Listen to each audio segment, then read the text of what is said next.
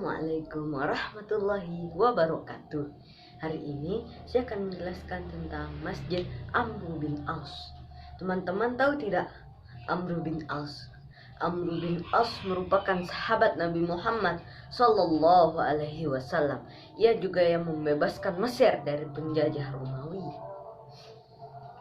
Masjid Amr bin Aus berada di Mesir dan sebagai masjid pertama yang didirikan di benua Afrika. Masjid ini dibangun di kota Kairo pada tahun 641 Masehi atau 21 Hijriah dan merupakan tonggak sejarah penyebaran agama Islam di benua Afrika. Amr bin Aus ditugaskan pembangunan masjid ini oleh Umar bin Khattab, khalifah kedua dalam sejarah Islam. Banyak juga sahabat Nabi Muhammad SAW yang turut membantu dalam pembangunan masjid ini. Dalam menentukan arah kiblat, Amr bin As meminta pada kedua sahabatnya yaitu Rabi'ah bin Shurahbil bin Hasanah dan Amr bin Alqamah, serta disaksikan oleh lebih dari 80 sahabat Nabi.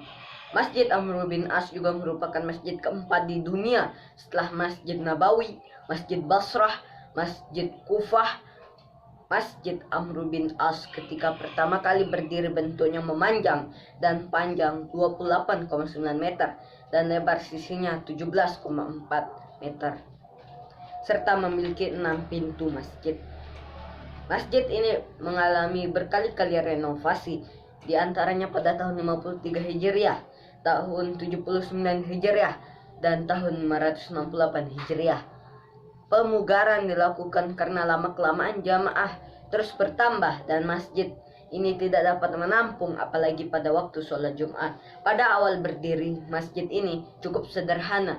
Dinding masjid terbuat dari batu bata, atapnya terbuat dari pelepah pohon kurma, dan tiang-tiangnya terbuat dari batang pohon kurma.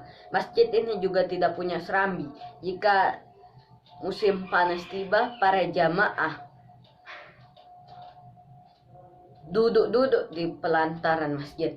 Renovasi terakhir dilakukan pada masa pemerintahan Husni Mubarak, yaitu pada tahun 1998. Kini panjangnya mencapai 120 meter dan lebarnya 100 meter. Wah, hampir 4 kali lipatnya ya.